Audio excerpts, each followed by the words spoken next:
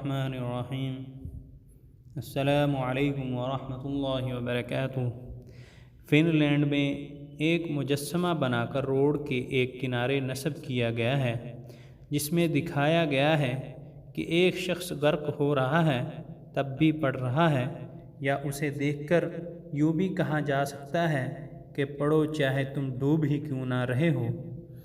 اس مجسمہ کو دیکھ کر مجھے علامہ سید سلیمان ندوی کی مشہور تصنیف حیات شبلی میں مذکورہ واقعہ یاد آ گیا، جس کی روح سے علامہ شبلی نعمانی رحمۃ اللہ علیہ پانی کے جہاز سے ترکی کا سفر کر رہے تھے۔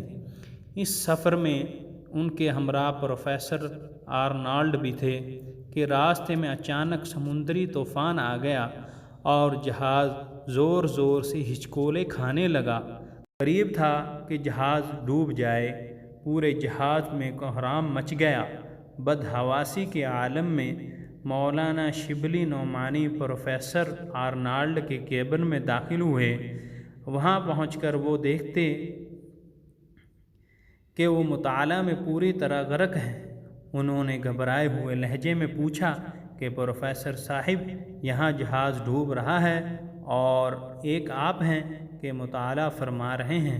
مولانا شبلی کی بات سن کر پروفیسر آرنالڈ نے بڑے اطمینان سے جواب دیا کہ اگر جہاز کو ڈوبنا ہی ہے تو کیا ہمارے واویلا کرنے سے وہ بچ جائے گا؟ اس لیے زندگی کا جو وقت بھی بچا ہے اسے غنیمت جانیے اور اس سے فائدہ اٹھائیے۔ اس کے بعد وہ بدستور اپنے مطالعہ میں محو ہو گئے۔